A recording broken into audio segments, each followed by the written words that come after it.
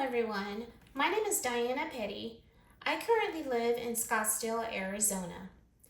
I spent 20 years in the Army and I retired in 2022. My travels with the Army took me all over the world to some really great places where I met some fantastic people.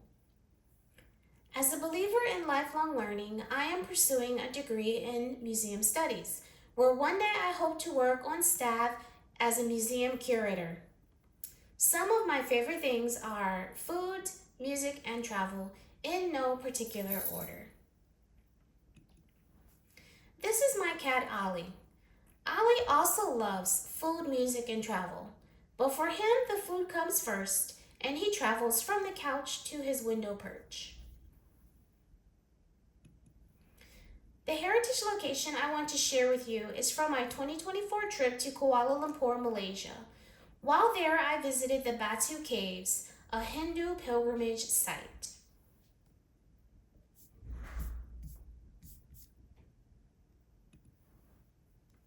The Batu Caves is a 400 million year old limestone hill that features a complex of cave temples located near Kuala Lumpur, Malaysia. Originally used as a shelter by the indigenous Orang Asli tribes, it evolved into a world-renowned Hindu sanctuary and pilgrimage site in the late 19th century.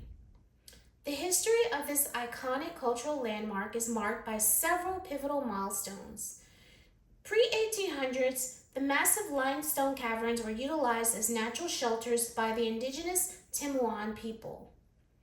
Between the 1860s and 1878, Chinese settlers began mining the caves for guano or bat droppings to be used as fertilizer. In 1878, American zoologist William Hornaday officially documented the caves, noting that the high vaulted ceilings of the main chamber resembled St. Peter's Cathedral in Rome.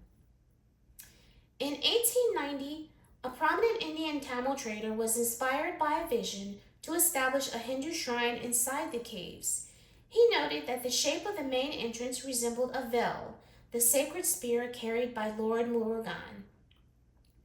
And then in 1892, the first official temple dedicated to Lord Murugan was completed.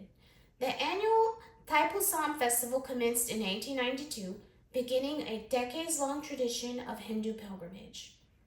Wooden stairs were constructed to allow easier access to the temple cave.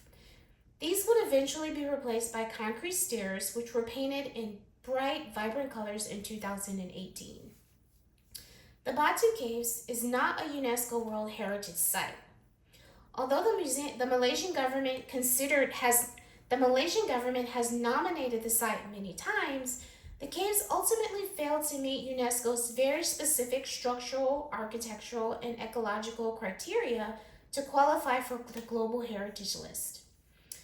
Although it lacks UNESCO recognition, the Batu Caves does hold formal Malaysian National Heritage status.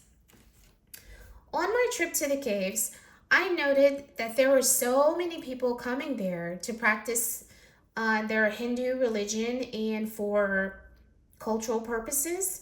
The caves require that you be covered, so if you don't show up in appropriate clothing, they have on site some shawls that you can purchase to cover your arms and your shoulders because it's a religious site. Also, when I was there, I noticed that there was a traditional wedding that was happening inside the caves. So that although the site isn't a UNESCO World Heritage Site, it is definitely a part of the heritage of the people of Malaysia and of the Hindu people who travel there for their religious purposes. Thank you for watching my very, very amateur video, and I look forward to learning from all of you and everything we can get from the class. Everyone have a wonderful day, and happy birthday, America.